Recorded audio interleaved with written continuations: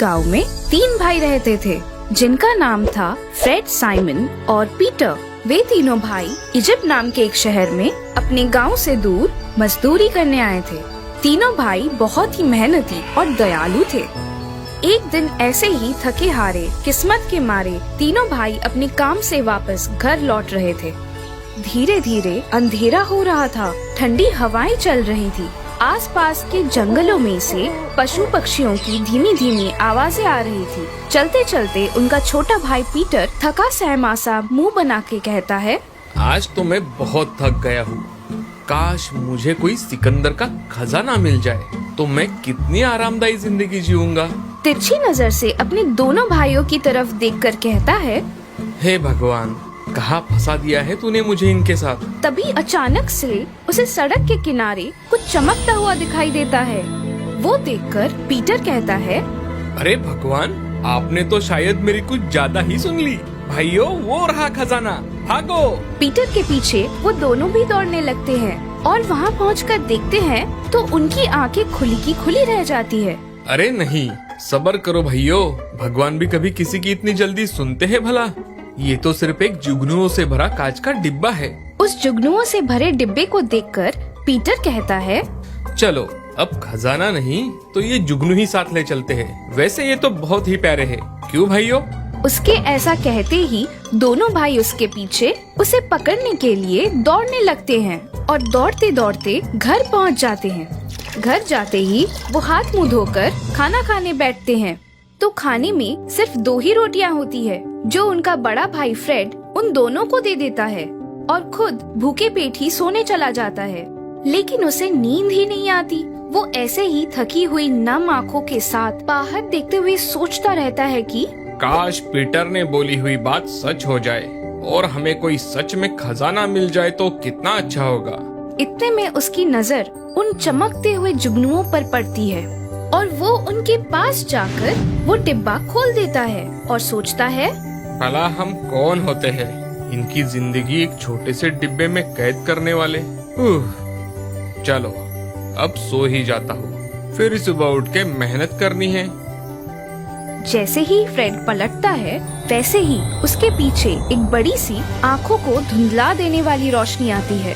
Fred पलट के देखने की कोशिश करता है, तब वो रोशनी एक परी के रूप में बदल जाती है। वो परी उसे आजाद करने के तौर पर एक तोहफा देती है। ये लो फ्रेड, ये तुम्हारे लिए और तुम्हारा बहुत बहुत शुक्रिया कि तुमने मुझे आजाद कर दिया। तुम तीनों भाई बहुत ही दयालु, ईमानदार और मेहनती हो। अब इस तोहफे का अच्छे से इस्तेमाल करना। ऐसा कहकर वो रोशनी वहाँ से गायब हो जाती है और जमीन पर एक लकड़ी का गेंद गिर जाता है जो कि एक जादुई गेंद था। फ्रेड ने जब परी के बताए हुए मंत्र बोले तो वो गेंद एक जादुई टेबल में परिवर्तित हो गया जिस पे तरह तरह के व्यंजन थे। वो सब चमत्कार देख फ्रेड बहुत खुश हो गया। उसने पेट भर के खाना खाया और वो गेंद तकिए के नीचे रखकर सो जाता है। आज वो बहुत दिनों के बाद सुकून की नींद सो रहा था। लेकिन ये क्या, अचानक से उसके घर में 2 चोर घुस आए और उनके पास जो कुछ भी मेहनत से कमाया हुआ थोड़ा बहुत सामान था वो सब भी ले गए। अगली सुबह सूरज की कोमल रोशनी फ्रेड की आंखों पे पड़ती है और उसकी नींद खुल जाती है। जैसे ही वो यहाँ वहाँ देखता है तो चोरों ने पूरा घर सफाचट कर दिया था।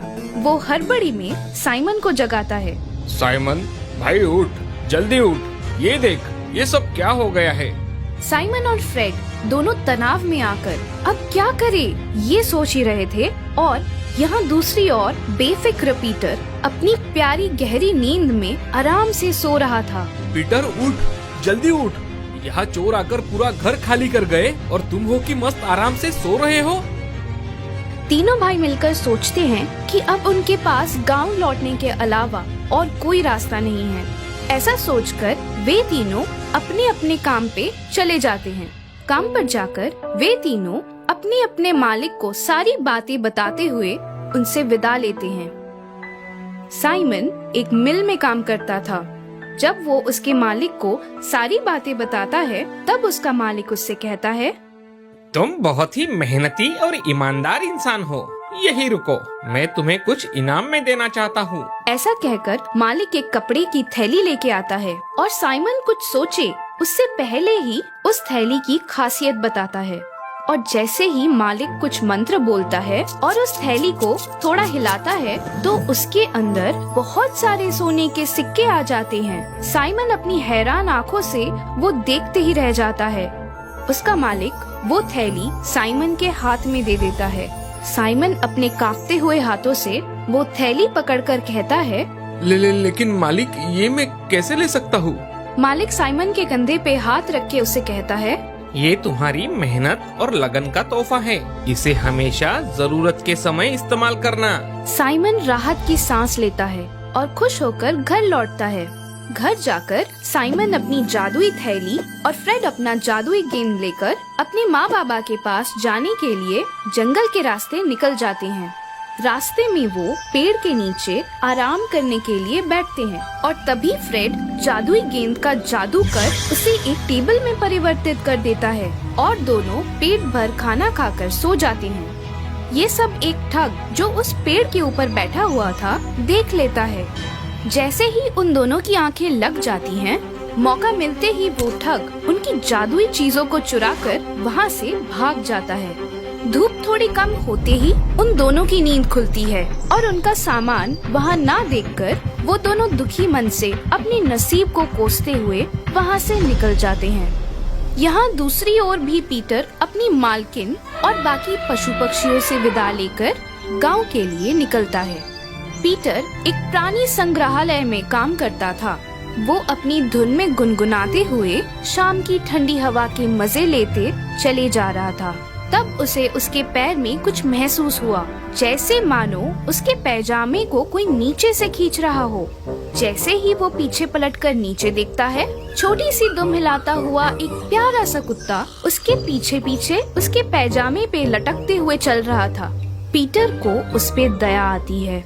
वो उसे अपने बैग से एक रोटी निकाल के खिलाता है और अपने साथ उसे भी गांव लेकर जाने लगता है। पीटर ने उसका नाम मोती रखा। थोड़ी दूर पहुंचते ही एक आदमी थैली लेकर डर डर कर भागते हुए पीटर की ओर बढ़ रहा था। तभी उस मोती ने उस आदमी पर छलांग मारी। वो आदमी अपनी बैग वहीं छोड़कर आगे भागने लगा। अरे अरे मोती, ऐसे नहीं करते।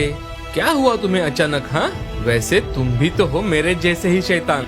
पीटर उस मोती को गोद में उठाकर उस आदमी को पीछे से आवाज लगाता है, अरे भाई साहब, आप अपना सामान तो लेकर जाइए। लेकिन तब तक वो आदमी बहुत दूर निकल जा चुका होता है। फिर क्या, मुफ्त में मिला हुआ सामान कोई ऐसे ही क्यों छोड़े? और ऊपर से ये तो हमारे पीटर भाई साहब थे, जो वैसे भी मुफ्त का खजाना पाने के सपने देखा करते हैं। पीटर ने वो सामान उठाया और देखने लगा तो उसमें उसे एक लकड़ी की गेंद मिली। अरे वाह मोती, ये देखो, तुम्हारे लिए एक गेंद भी मिल गया।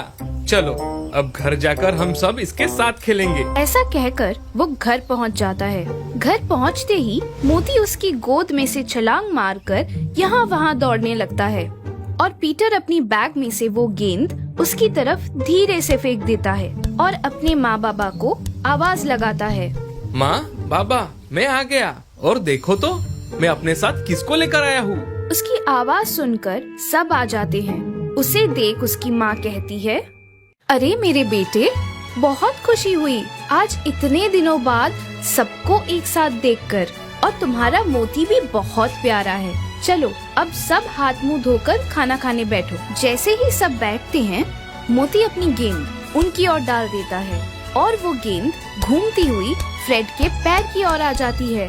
फ्रेड उसे उठाता है और उस गेंद की ओर देखकर सोचने लगता है। तभी उसके पापा उसे कहते हैं, अरे बेटा, क्या हुआ? उस गेंद को देखकर इतना क्या सोच रहे हो? पापा, कहीं ये वही जादुई गेंद तो नहीं? उतने में साइमन की नजर उस जादुई कपड़े की थैली पर जाती है। वो उस थैली को देखकर बहुत खुश होता है और पीटर को जोर से गले लगाते हुए कहता है, भाई पीटर, तुम्हें ये सामान कहाँ से मिला? आज तूने जिंदगी में पहली बार इतना अच्छा काम किया है। पीटर धीरे से साइमन को दूर करता है और कहता है, हाँ हाँ, वो सब तो ठीक है, लेकिन आप मेरे सामान को देखकर इतना खुश क्यों हो रहे हो? आखिर ये सब मैंने लाया है, ये मेरा है भाई। तब फ्रेड और साइमन उन सबको सारी हकीकत बताते हुए उस जादुई गेंद और थैली का जादू दिखाते हैं। पीटर और उनके माँ बाबा ये सब देखकर हैरान रह जाते हैं। पीटर की आंखें तो खुली की खुली रह जाती हैं।